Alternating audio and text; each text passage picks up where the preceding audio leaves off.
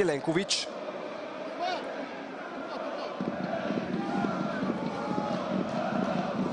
Пападиов имаше достатъчно време да поеме топката и да се обърне. Пада в наказателното поле и рефера отсъжда Дуспа в полза на Литекс. Иво Иванов не може да повярва.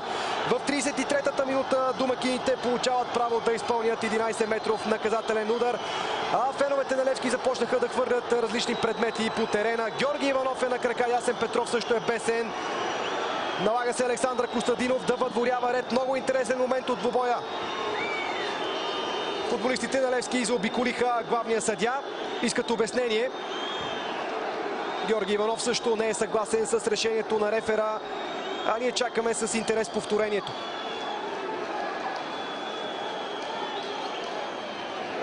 Ето още веднъж ситуацията.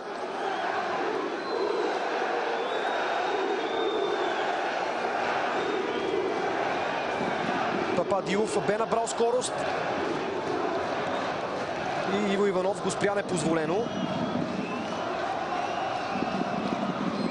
Достатъчен повод за главния съдия да отсъди най-тежкото наказание във футбола. Дуспа за отбора на Литекс в 34-та минута на двубоя. За топката застава Том.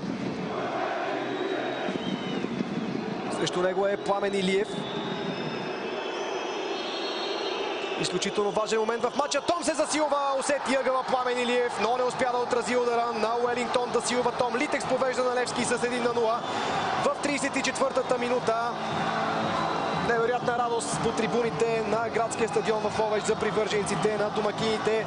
Феновете на Левски не са доволни от това, което се случва. За малко Пламен Илиев да отрази удара на Том, който много добре насочи топката и не остави шансове на вратаря на Левски. Георги Иванов е разочарован. Три прекрасни положения за състава на Левски. Не успяха да се възползват.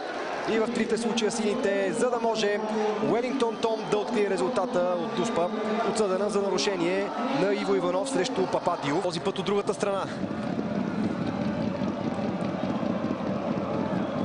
Гаджев.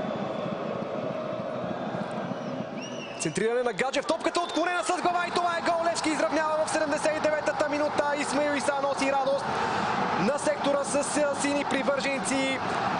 Какъв матч само, уважаеми зрители! Видяхме всичко. Спорни положения, ситуации пред двете врати за отбелязване на гол и две попадения. Едно във вратата на Литекс и едно във вратата на Левски. В 79-та минута Исмаил Иса изравнява резултата. Натиска на Левски в последните 10 минути донесе необходимия резултат. Литекс Левски 1-1. Ето го центрирането от тъгови удар. Иво Иванов отклони топката с глава. Исмаил Иса и Гарат Дембеле бяха непокрити на втората греда. И Исмаил Иса изравнява. Ето още веднъж.